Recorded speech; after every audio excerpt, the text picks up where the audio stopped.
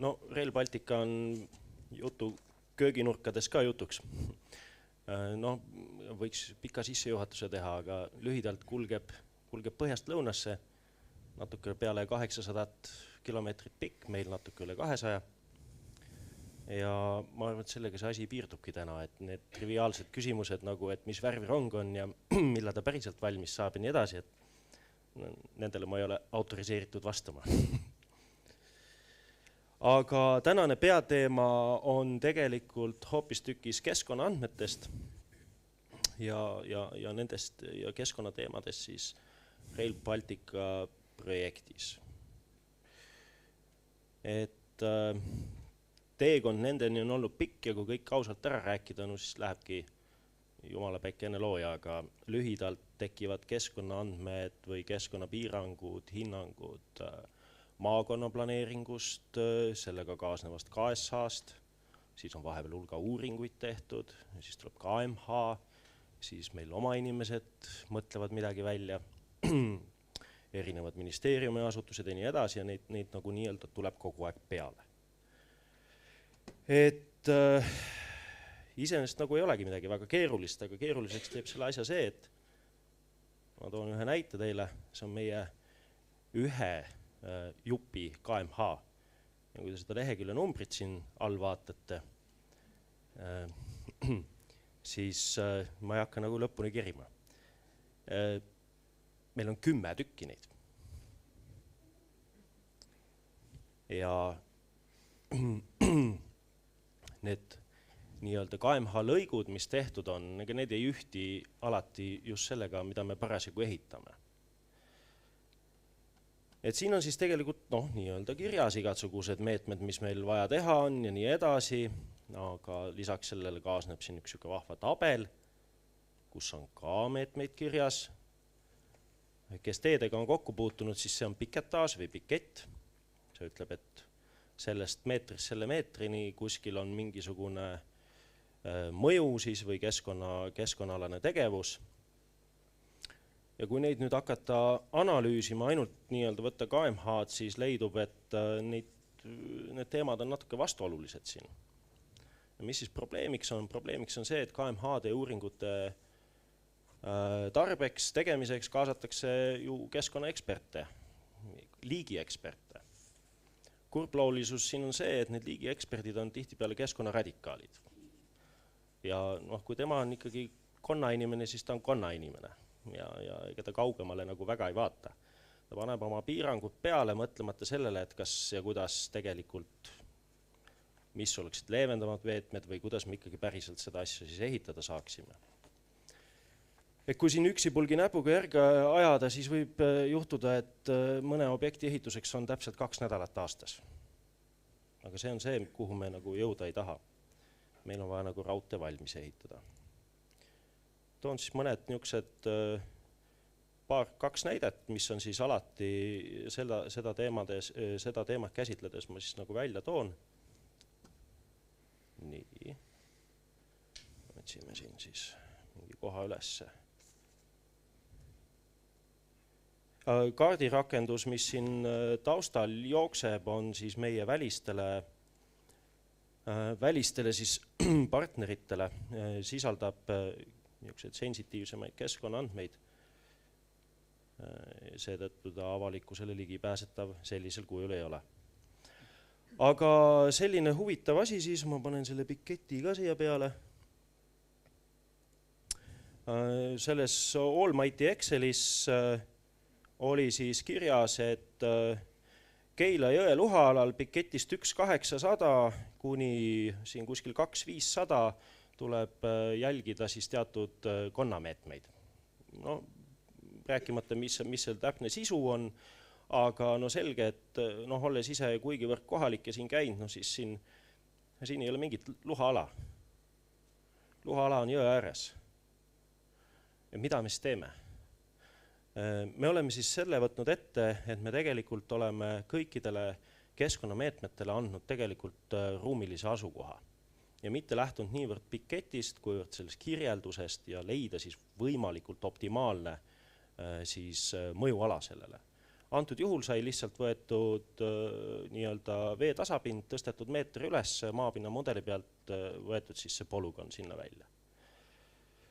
Ja noh, siis see luhaala tuli siia üsna väikene, võrreldes selle Exceli tabeliga. Teine vahva koht, võtan siit mõned, see neid ei ole kõige kiirem meil täna siin, aga nii, ma võtan siit need kõige mahukamad asjad välja. Oli siis üks selline loodusala siin ja jällegi öeldud, et sellel loodusalal piketist kuskilt siit maalt kuni piketini kuhugi siiamaani ei tohi teha ajutisi laoplatse ega laoplatsi üldse. Noh jällegi, tegelikult loodusalal kokkupuudet raudteega üldse ei olegi. Aga võtad mustvalgelt piketi, saad tervel 3 kilomeetrisel lõigul laoplatsi teha ei tohi. Noh, mis on ikka äärmiselt problemaatiline. Need on siis sellised näited, millega me siis nii-öelda kokku siis puutume. Et kuidas seda nagu sasipundart siis nagu päriselt lahendada, noh, siis selleks tuleb rääkida hobusest latris, kes on Priit Traspeli andmebaasi loengutes käinud, teab millest juttu. Nimelt üks hobune elab mitmes latris oma elu jooksul ja ühes latris on mitu hobust. Sama teema on tegelikult siis keskkonnaasjadega. Ehk siis meil on keskkonnameede või kirjeldus, mingi piirang mingis asukohas. See sama meede võib olla korraga mitmes asukohas. Ja sellel samal asukohal võib olla mitu meedet. Seetõttu sai siis rakendatud seda, mida õpitud ja tehtud siis mitmele seosklass, kes ArcGIS on kasutanud, teab, see on vähekene komplitseeritud oma kasutusmugavuse ja halduse poole pealt, kuid siiski tehtav. Meil on siis meetmete tabel, mis võivad siis olla representeeritud siis nii joone, punkti kui alana. Kokku neid meetmeid on meil päris palju. Lõppkasutajale me muidugi ei näita seda niimoodi otse nii-öelda andmebaasist läbi seosklassi, või oleme siis teinud andmebaasi vaate, kus kõik on siis dubleeritud või 4-kordselt või 5-kordselt, nii edasi, et nemad saavad ta ikkagi ühe objektina siis kätte. Et ei pea küsima seal, et näita seotud kirjad siis sellele alale. Mis siis nagu see selline tegelikult lihtne andmestruktuur annab, on see, et me ei tegele andmeliiasusega. Ehk kui meil on tõesti meede, mis on näitena kõikides veekaitsevööndites, siis me ei hakka neid ükshaaval neid veekaitsevööndeid joonistama sinna ega igale ühele juurde kirjutama, et vot siin veekaitsevööndis ei tohi teha seda sellest ajast selle ajani, vaid me võtame kõik, kropime need nii-öelda välja, võtame kõik need polügoonid, veekaitsevööndid, ütleme, et loo seosklass või nii-öelda seo need selle meetmega ära ja sellega on see töö tehtud. Et see on siis nii-öelda selle asja nagu eelis. Aga lõppkasutaja tänu sellele, ehk siis kui juttu oli sellest, et kui palju meil neid meetmeid on, ma üritan siia nüüd midagi võimalikult vähe sisse jätta.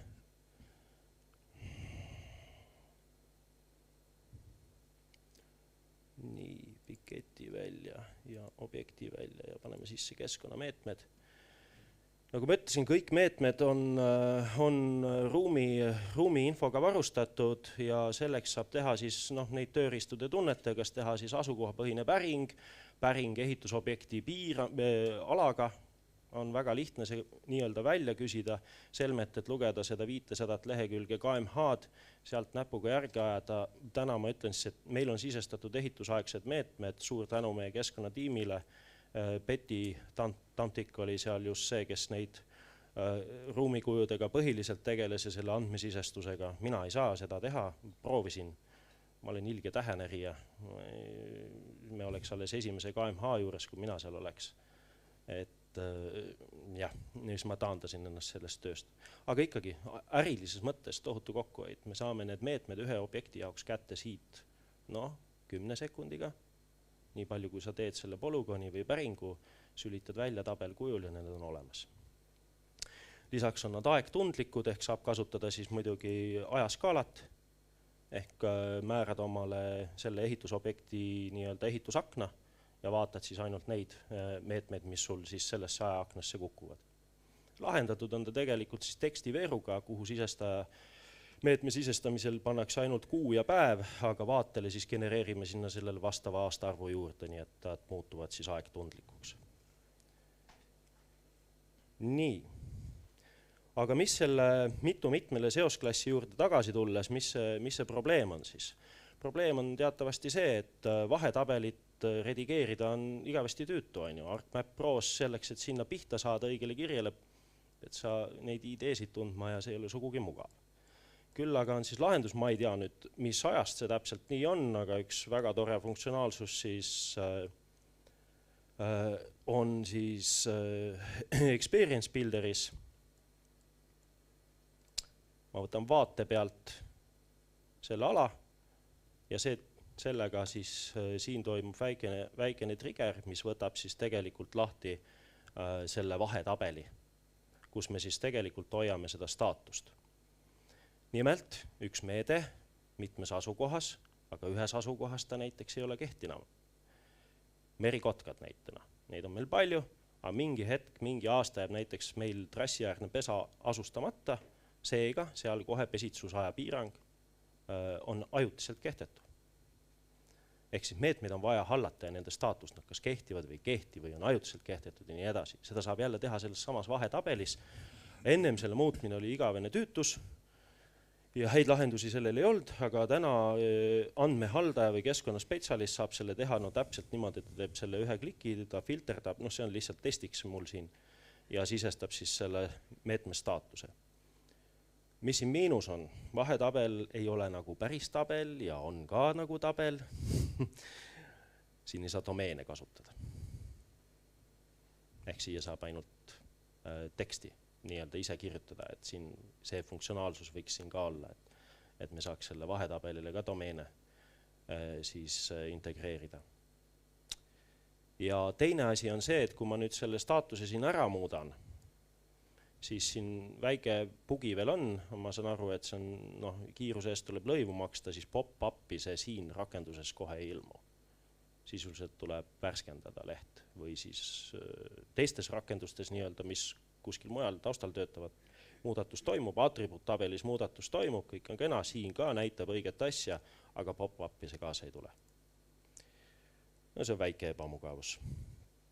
Aga jah, julgustan kasutamas mitmele seoseid, et sellest, miks ta siis nii-öelda boonusena, et võin ise endale pai teha, et sellise andmemudeli implementeerimisega ma olen kõikidele muudatustellimustele nii-öelda suutnud jah anda. Sest kui sul on see õigesti tehtud, nimelt jällegi, kui Priit Raspeli loengust, et looduses üks mitmele seoseid reeglina ei eksisteeri. Et kui sa juba andmebaasi sihukese seose teed, siis sa suure tõenäosusega oled midagi valesti teinud.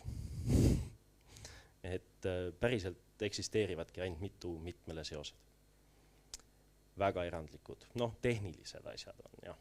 Aga isegi seal võib neid nii-öelda mitmele teha.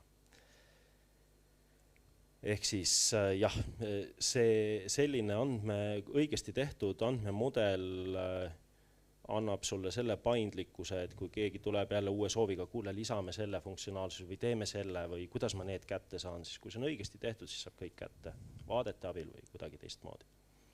Kiusatus on ju hakata siin neid meetmeid nokkima ja hästi palju layerit teha ja siis varsti avastada, et kõik on üle pea. Nii. Mis siis veel? Teema siis Esri arendajatele, et kui võtta nüüd see ette, see vahetabel, mis siin näidatud on, ja kui ma ütlesin, et ta ei käitu nagu päris tabel, siis teema on see, et ma ei saa siia ArcGIS-i vahenditega uut seosklassi luua mingile muule tabelile. näiteks see sama teema, et meil on vaja seda keskkonnameedet hakata monitoorima. Näiteks käia iga 2 kuu tagant, võtta sealt mingi analüüs või mingi muu statistiline näitaja või kontrollraportid või kõik muu. Et nii-öelda ma ei saa võtta ja ütelda, et mul on siin see näiteks raportite tabel ja siia teha üks mitmele seos selle külge. No tõenäoliselt tuleb see lahendada kuidagi siis SQL-i poole pealt ja jälle vaateid kasutada ja nii edasi. Aga sellist nii-öelda klassikalist, need sinisega on siis nii-öelda standalone table'id, et siukest asja siia külge pookida ei saa. Aga võiks. Siis, mis veel siis, kui tulla siia Experience Builderi peale, siis jah, see on nüüd peaks ütlema minu päris esimene Experience Builderi rakendus, et kogu aeg oli nagu midagi puudu, mingi vidin oli puudu ja nii edasi. Aga jah, tuleb tunnistada, et on jõutud piisavalt kaugele, et siin midagi ette võtta juba küll, aga siis mida ma pikisilmi veel ootan, on selline viisakas editöörist lõppkasutajale. Et täna on sisuliselt see ainult mõne andmerea muutmine, et sellist editöörista, nagu me oleme harjunud Web App Builderis omama, seda siin kahjuks veel ei ole. Vähemalt Enterprise'is mitte. Online'i teemat ma ei tunne nii hästi. Lõppkasutajad täna on andnud väga positiivse tagasiside selles osas, just selle nii-öelda tööaja kokkuhoidmise osas. Nii, aga mina hakkangi otsi kokku tõmbama. Kõik geoinformaatikud, kes te siin olete, nendele keskkonna uuringut teostavatele ettevõtetele tuleb abikäsi ulatada. Ehk see sama lihtne andmemudel on ju üks meede mitmes asukohas. Selle kaardile joonistamine on nagu täiendav andmekvaliteedi kontroll. See annab selle tunde ka, et kas see meede on mõistuspärane või mitte. Kas ta paikneb ikka õiges asukohas. Noh, seda musta materjali nendes KMH-des või neid vigu ja copy-paste vigu ja näpukaid nendes tabelites on lihtsalt nii palju. Ja kõik see tuleb välja just sellel hetkel, kui see inimene joonistab seda kaardile. Siis ta hakkab lugema, aga kas see ikka päris nii on? Siis vaatab, et oi, üks lause pool välistab teise ja nii edasi. Ehk minu nagu üleskutse on küll, et kes iganes neid KMH-sid meil teeb, sellised ruumi andmed peaksid alati kaasas olema, sest see tagab nii-öelda selle andmekvaliteedi ja ka selle, et need ei jää sinna sahtlisse, et kui palju neid siis päriselt neid KMH-sid kasutatakse. No meie kasutame, meil ei jää muud üle. Et neile tasub appi minna. Ja siis lõpetuseks nii-öelda notapeenena, et ma siiralt tänan seda vandeseltskonda Estkissi juures, kes kasutas seda Rail Baltica projekti seaduse muudatusi ära ja need avaandmete teemad sinna sisse pookis. Et meie lõunaosariigid on ikka väga kadedad, ikka väga kadedad. Kõik need teenused, mida näiteks ESRI pakub oma aluskaartidel, mis tuginevad Maa- ja Ruumiameti üliheadele andmetele, mis teeb meie elu nagu nii palju mugavamaks. Me saame nagu kõik andmed igalt poolt kätte, et see avaandmete portaal ja nii edasi, et see on nagu Lätis, Leedus on see midagi nagu täiesti enne kuulmatut.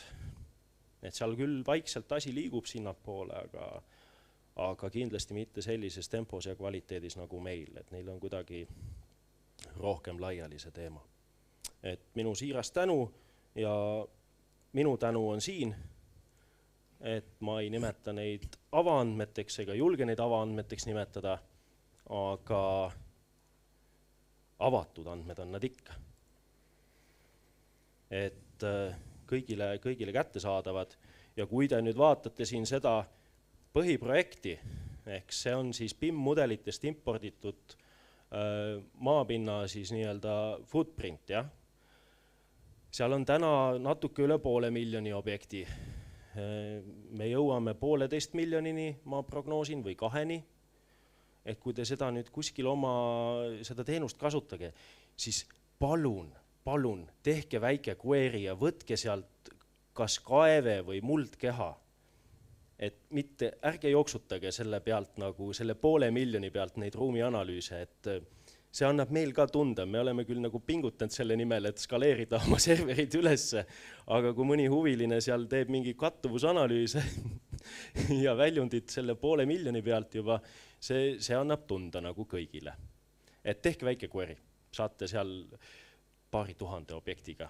Et muldkeha ja kaeve annab üldjoontes selle välispiiri, et ei pea iga aiaposti liibritega mingid mutrid sealt nii-öelda sellega siis analüüsima.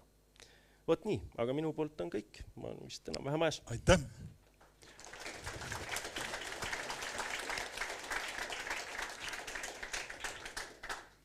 Palun, kas on küsimusi? Andke märku. On ju mikrofon. Kui ei ole praegu, ma küsin kiirelt, et sa vihjasid nende keskkonnakonsultantidele, et peaks appi minema, et kas on siis seal tasemel on nii ja naa, et mõnel keskkonnakonsultandil on nagu rohkem teile pakkuda ja on paremal tasemel ja on mõned, kellel on vähem pakkuda ja et see koostöö ei ole nii sujuv. Tahad sa veel täpsustada või kommenteerida? Selle on koostanud kõige paremad, eks, kes turul on.